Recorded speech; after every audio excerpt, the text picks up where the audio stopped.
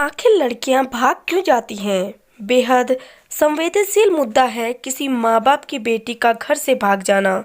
घर परिवार समाज में फिर ऐसी बदनामी की माँ बाप सिर उठाकर चलना तो दूर, किसी से नजरें मिलाकर बात भी नहीं कर पाते हैं। कुछ माँ बाप तो इस शर्म से आत्महत्या कर देते हैं और कुछ माँ बाप भागने वाली लड़की की हत्या करवा देते हैं। आखिर वजह क्या है? लड़की आखिर घर से क्यों भाग जाती है? एक लड़की जो अपने परिवार में पलती है, पढ़ाई लिखाई करती है, बड़ी होती है, उस लड़की के बारे में एक दिन पता चलता है कि वह घर से भाग गई। आखिर ऐसी नौबत क्यों आती है कि एक लड़की को अपने परिवार, अपने माता पिता, भाई बहन की परवाह नहीं रहती और वह बरसों के लाड़ प्यार, मान सम्मान सब कुछ छोड़कर अनजान रास्ते पर चल पड़ती है। प्रेम, प्यार, इश्क या मोहब्बत चाहे किसी नाम से पुकारो, लेकिन यही कारण है जिसकी वजह से हमारे समाज में अधिकतर लड़कियां भागती हैं। इसके बाद कुछ लड़कियां, हालांकि इनकी संख्या बहुत कम है, सिनेमा जगत से प्रभावित होकर नायिका या मॉडल बनने के लिए भी अपने घर से भागती हैं और कुछ उच्च शिक्षा, कैरियर इत्यादि के सपने संजोए भी घर से भाग जाती हैं, लेकिन इनकी संख्या बहुत कम होती है। अर्थात प्यार ही वह मुख्य कारण है जिसके कारण लड़कियां घर से भागती हैं और समाज में इन्हीं लड़कियों का भागना ही बहुत अखरता है। यह लेख भी इन्हीं भागने वाली लड़कियों को समर्पित करता है। प्रश्न यही उठता है कि आखिर किसी से प्यार के कारण लड़कियों को अपने घर से भागना क्यों पड़ता है? क्या प्यार इतनी बुरी भावना है? कबीरदास ने जो प्यार की महिमा कुछ इस प्रकार गाई है। पोथी पढ़ी पढ़ी जग मुआ, पंडित भया न कोई, ढाई अक्षर प्रेम के पढ़े सो पंडित होई। मतलब जिसने प्रेम कर लिया वह विद्वान बन गया। तो फिर हमारे समाज में प्रेम को क्यों इतनी हेय दृष्टि से देखा जाता है? या फिर कबीरदास ने जिस प्रेम की बात कही, प्रभु श्री कृष्ण राधा से जो प्रेम कहते हैं, सती ने शिव के लिए जो तपस्या की थी, वह दूसरा प्रेम था, या हमारे समाज की लड़कियों को जो प्रेम करती हैं वो कोई दूसरा प्रेम है? हमारे समाज में अगर एक लड़की किसी से प्रेम करती है तो लोग कहते हैं फलाने की लड़की का किसी के साथ चक्कर है, उसके संस्कार ठीक नहीं है। आखिर क्यों? बात अगर संस्कारों की है तो हमारे पुराण महाकाव्य भी इस बात पर गवाह हैं कि देवी देवता जिनको हम पूजा करते हैं, जिनको हम आराध्य मानते हैं, उन्हें भी समय समय पर प्रेम होता रहता है। तो क्या उनके संस्कार भी ठीक नहीं थे? राधा कृष्ण का प्रेम तो जगत प्रसिद्ध है ही। सीता मैया भी विवाह से पहले श्री राम को न केवल पसंद कर बैठी थी, बल्कि उन्होंने मन ही मन उन्हें अपने पति के रूप में स्वीकार कर लिया था। अब अगर माना जाए कि श्री राम राजा जनक सीता के पिता की शर्तों को पूरा नहीं कर पाते या फिर राजा जनक श्री राम को पसंद नहीं करते, तो सीता जी का क्या करती? कोई भी लड़की जो किसी से प्रेम करती है, यदि उसके घर वाले उसके प्रेम को स्वीकार नहीं करते तो उस लड़की के पास दो ही विकल्प होते हैं। या तो वह अपने प्रेम को भूलकर अपने पिता के कहे अनुसार विवाह कर ले, या फिर अपने प्रेमी का हाथ थामकर घर छोड़ दे। यदि लड़की पहला विकल्प चुनती है तो भी उसके लिए मुश्किल है, क्योंकि किसी को भुला पाना इतना आसान नहीं होता और फिर उसको भुला पाना जिसके साथ जीने मरने की कसमें खाई हों और भी मुश्किल होता है। लेकिन पहले विकल्प को लड़की अपने घर वालों के दबाव में उस व्यक्ति से विवाह तो कर लेती है जिसे उसके पिता ने चुना हो, मगर अपने मन में वह अपने प्रेमी की छवि लिए घूमती है। यह स्थिति परिवार और समाज के लिए और भी ज़्यादा खतरनाक है, क्योंकि यह कहीं न कहीं विवाहेतर संबंधों को जन्म देती है। मन में किसी एक को बसाकर किसी दूसरे से विवाह कर लेना, इसका अर्थ है एक दूसरे व्यक्ति को धोखा देना। क्या यह उचित संस्कार है? और यदि लड़की दूसरा विकल्प चुनती है तो फिर वही बदनामी, संस्कार खराब के ताने, परिवार की शर्मिंदगी इत्यादि। आखिर कोई बीच का रास्ता भी होना चाहिए। एक लड़की जिसके माता पिता उसे बहुत प्यार करते हैं, बचपन में उसकी पसंद के खिलौने, उसके कपड़े इत्यादि खरीदते रहते हैं, लेकिन जब एक लड़की के जीवन साथी को चुनने का प्रश्न आता है, तब वह लड़की की पसंद क्यों नहीं पूछते हैं। इस बार भी लड़की की पसंद को अपनी पसंद आखिर क्यों नहीं बनाते हैं, जैसा कि वे बचपन में करते आए हैं। आखिर क्यों वे इस व्यक्ति को अपनी काबिलियत सिद्ध करने का अवसर प्रदान नहीं करते हैं, जिसे उनकी बेटी ने अपने लिए चुना है। आखिर क्यों वे अपने फैसले को अपनी बेटी पर थोपना चाहते हैं।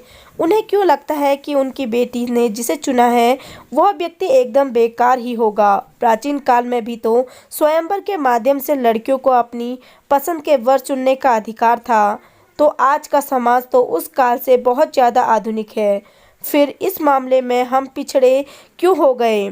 कोई भी लड़की अपने माँ बाप को दुखी कर कोई भी कदम उठाना नहीं चाहती है, और शादी के लिए तो घर से भागकर कतई नहीं करना चाहती, क्योंकि हर लड़की का सपना यही होता है कि उसकी शादी धूमधाम से हो, उसके माता पिता की उपस्थिति में हो। इसलिए अगर कोई भी लड़की घर से भाग करने का निर्णय लेती है, तो जाहिर सी बात है कि उसके पहले दिमाग में बहुत सारी बातें उथल पुथल होती होंगी, लेकिन अपनी इस उथल पुथल को वह अपने परिवार के किसी भी सदस्य से साझा नहीं कर पाती होगी, क्योंकि हमारे समाज में आज भी लड़कियों को अपनी शादी के विषय में बोलने का अधिकार नहीं होता है। उनकी पसंद नापसंद जानने का तो कोई सवाल ही पैदा नहीं होता। ऐसे में लड़की बाहर वालों को ही अपना अधिक भरोसा करने लगती हैं, और इस बाहर वाले का प्रभाव लड़की पर इतना अधिक पड़ने लगता है कि उसे अपने परिवार के सदस्य दुश्मन लगने लगते हैं। जिन परिवार में माँ बाप और बेटियों के बीच संस्कारों में गहरी खाई खुदी होती है, जहाँ बेटियाँ अपने मन की बात अपने माता पिता से नहीं कह पाती हैं, अक्सर देखा गया है उन्हीं परिवार की लड़कियाँ घर से भाग जाती हैं। अतः अब आवश्यक है कि माता पिता अपनी बेटियों की परवरिश के साथ साथ उनसे मित्रता करें, ताकि वे अपने मन की सभी बातें अपने माता पिता से साझा कर सकें। साथ ही यदि एक पिता अपनी बेटी की पसंद को स्वीकार कर ले, तो फिर उसे अपने बेटी को घर से भागने की आवश्यकता ही नहीं होगी। मानती हूँ एक पिता के लिए ये सब थोड़ा मुश्किल होगा, क्योंकि उसे लगता है कि वह अपनी बेटी के लिए जिस व्यक्ति को चुनेगा, बस एकमात्र उसी के साथ उसकी बेटी खुश रहेगी। लेकिन ऐसे पिता को एक बार अपना हृदय अवश्य टटोलना चाहिए कि क्या सचमुच अपनी बेटी की खुशियाँ चाहते हैं, या फिर अपनी ऊंची जात शान प्रतिष्ठा के कारण अपनी बेटी का विवाह अपनी बराबरी के व्यक्ति के साथ करना चाहता हो, और बस इसलिए उसे बेटी की पसंद वाला व्यक्ति बेकार लगता है। यदि कोई पिता सच में अपनी बेटी की खुशी चाहता होगा, तो वह उनकी पसंद में ही खुश रहेगा, क्योंकि उन्हें पता होगा कि उनकी बेटी किसी दूसरे व्यक्ति से विवाह कर देने से उनकी बेटी खुश नहीं रहेगी।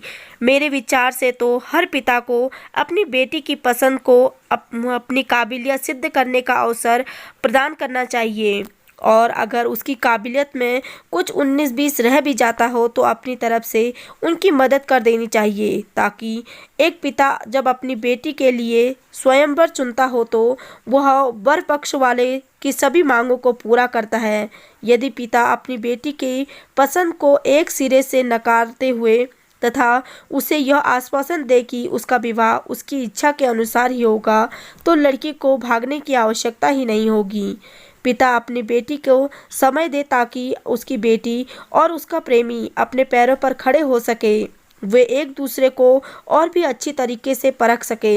हो सकता है कि इस अवधि में बेटी को अपनी पसंद में स्वयं ही खोट दिखाई देने लगे, और वह उस व्यक्ति को अपने जीवन साथी न बनाना चाहे।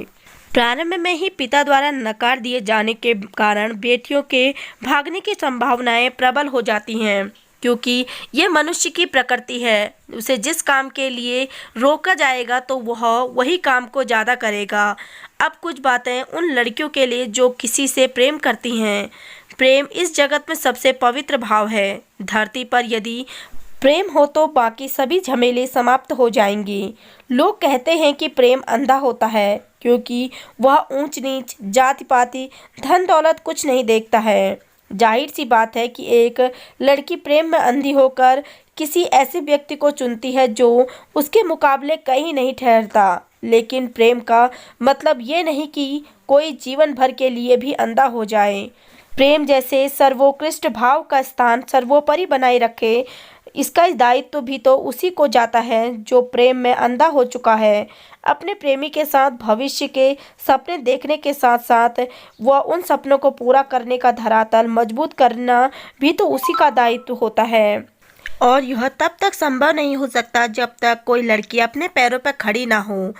किसी से प्रेम करके घर से भाग जाना उतनी बड़ी बात नहीं है। बड़ी बात तो यह है कि घर से भागने के बाद अगले दिन से आप अपने जीवन को किस प्रकार जिएंगे।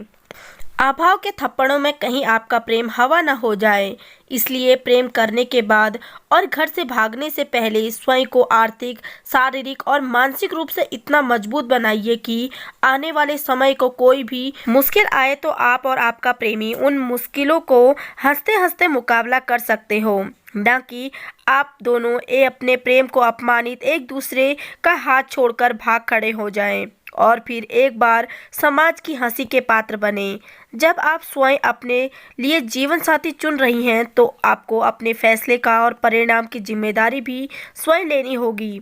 किसी भी प्रकार की ऊंच नीच होने पर आप अपने पिता के घर वापस नहीं आ सकती, क्योंकि आपने अपने भविष्य का चुनाव खुद किया है।